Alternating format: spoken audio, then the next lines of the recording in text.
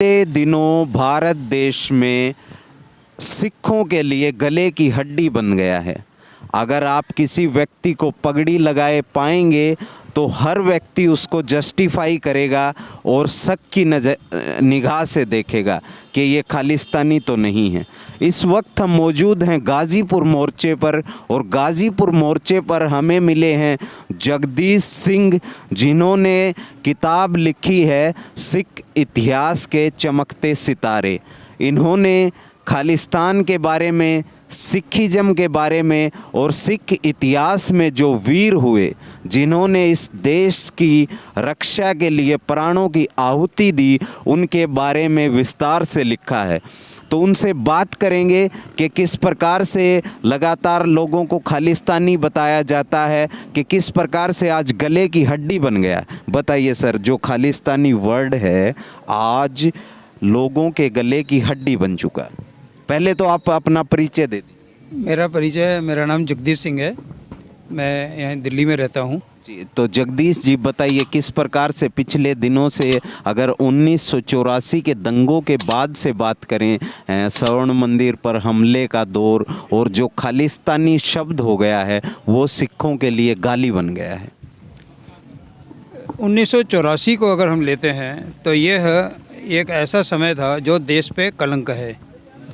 और खालिस्तान की जो बात करते हैं, खालिस्तान ये उन्हीं की देन है जिसकी सरकार थी, जिन्होंने इसको गलत नाम दिया है।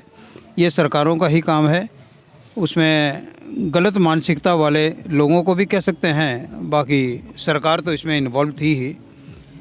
अगर हम देखें कि खालिस्तान की तो कोई नाम भी नहीं होता था। अंग्रेज़ों ने देश को आज़ाद होने के पहले 1946 में सिखों को बुलाया था, तो बलदेव सिंह जी ने ये कहा था, जो हमारे पहले रक्षा मंत्री थे, कि हमें खालिस्तान या खालसा होमलैंड वर्ड उन्होंने इस्तेमाल किया था। खालसा होमलैंड वर्क के बारे, एरिया के बारे उन्होंने कभी नहीं एक्सेप्टेंस दी थी। उन्होंने कहा था कि हमारा हिंदू और सिखों के साथ नाखून मांस का रिश्ता है, तो हम इस प्रपोजल को स्वीकार नहीं करते हैं। तो अंग्रेज़ों ने ये भी समझाया कि महाराजा रंजीत सिंह का जो राज था वो राज आप ले सकते हैं, तो आपको वो उसका प्रपोजल दिया था। लेकिन उन्होंने कभी इस धारणा को कभी स्वीकार ही नहीं किया। तो ये खालिस्तान कोई गले की हड्डी नहीं है, ये लोगों को जानने वाली बात है। जहाँ तक खालिस्तान की बात करते हैं तो खालिस्तान की नींव तो खालसा सृजना के 10 साल के अंदर ही हो गया था। अगर राजनीतिक तौर पे देखें तो पहले धार्मिक गुलामी के साथ आर्थिक गुलामी भी थी, राजनीतिक गुलामी भी थी। तो 1710 में बंदा बहादुर ने पहली राजनीतिक विजय हासिल की सरहंद को फतेह करके। आपने जैसे लिखा है इस किताब में, बंदा सिंह बहादुर जी के बारे में बताइए सबसे पहले। बंदा सिंह बहादुर कश्मीर में उनका जन्म हुआ था। एक हिरन का बच्चा था, प्रेग्नेंट था, और उसकी खुद से ही इनके हाथों से हत्या होती है। और जब वो देखते हैं कि उसका बच्चा और वो दोनों प्राण त्यागते हैं, तो वो देख के इतने बैरागी हुए, उन्होंने फिर बैराग ले लिया। बैराग लेके वो घर से निकल गए, जगह जगह घूमते रहे वो। तो अंतकाल में बिदर के पास नांदेड़ नामक जगह पे गुरु गोविंद सिंह के साथ इनकी मुलाकात होती है। तो वहाँ उनसे कुछ ऐसी प्रेरणा मिली, तो उनमें पौरुषत्व जागा और वो वापस सरहंद जाते हैं और सरहंद में उस किले को जीतते हैं जो एक अभेद किला था। हिंदुस्तान के 3 किले थे उस समय अभेद जो थे, एक दिल्ली का लाल किला, एक सरहंद का, एक लाहौर का किला। तो सरहंद का अभेद किले को उस समय जीता जिस काल में शिवाजी, राणा प्रताप भी अपने किले को नहीं जीत पाए थे। और उन्होंने मुग़ल साम्राज्य के किलों को जीत के उन्होंने अपना साम्राज्य स्थापित किया था। तो ऐसे एक वीर। ये बताइए सर, क्या आपको कभी ऐसा एहसास हुआ कि आपके सिर पर पगड़ी है और आपको एक शक की निगाह से देखा जा रहा है इस देश में? क्या इस प्रकार की चीज़ों का आपने सामना किया? मैंने सामना भी किया है और बड़ा दुख भी होता है कि लोग कितने अनजान हैं इसके सत्यता से। यह तो वो ताज था जो मुग़लों के समय भी मुग़लों ने हिंदुओं के सर से उतार दिया था। तो ताज की बात है, यहाँ तक कि उनके सर के बाल भी उतार दिए थे कि ताकि दूर से पता चल सके कि ये हमारा गुलाम है। और उस गुलामी को हमने इतने गौरव के साथ अपनाया है कि आज वही पगड़ी और ताज जो अपना सब कुछ मिटा चुके थे, जो अपना अस्तित्व मिटा चुके थे, जो अपना गौरव मिटा चुके थे, वो इसका पगड़ी के ऊपर उंगली उठाते हैं। ये उनको नहीं करना चाहिए था। ये उनका अनजानापन है, उनका अज्ञानता है कि यह तो ताज है जो गुरु गोविंद सिंह ने हर सिख को दिया था और हमें उस पर गौरव है। ये बताइए सर, जिस प्रकार से 1984 में स्वर्ण मंदिर पर हमला होता है और जिस प्रकार एकदम से चीज़ें बदलती हैं, पहले उनकी नींव रखी जाती है, जो जर्नैल भिंडरावाला थे उनके बारे में आप क्या सोचते हैं? किस उनका जो खालिस्तान था वो किस प्रकार का खालिस्तान? पहले तो भिंडरावाले के बारे में बताते हैं। भिंडरावाले ने कभी खालिस्तान मांगा भी नहीं था और ना किसी सिख ने मांगा था। ये तो हमारे आरएसएस के जो एक हैं, क्या नाम उनका है, अभी नाम बताया था जो आपको, नाम अभी बताता हूँ। हाँ, तो उन्होंने ही कहा था कि सारा हिंदुस्तान ही खालिस्तान है और सारा खालिस्तान ही हिंदुस्तान है। तो ये तो कभी खालिस्तान वाला मुद्दा उन्होंने और सिखों ने कभी उठाया नहीं था।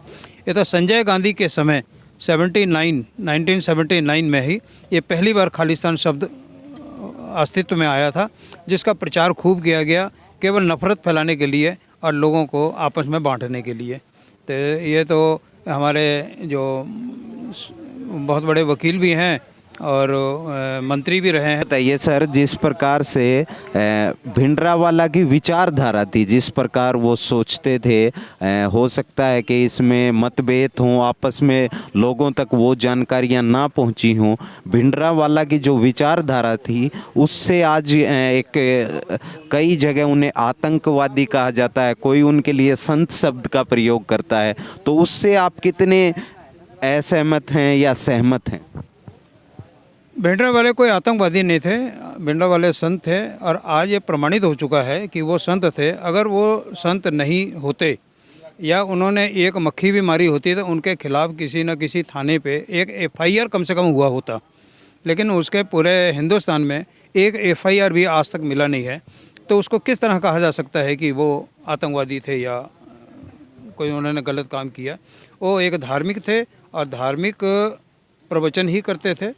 और सरकार जब उनके, ये तो संजय गांधी के समय 1979 में ही ये पहली बार खालिस्तान शब्द अस्तित्व में आया था, जिसका प्रचार खूब किया गया केवल नफ़रत फैलाने के लिए और लोगों को आपस में बांटने के लिए।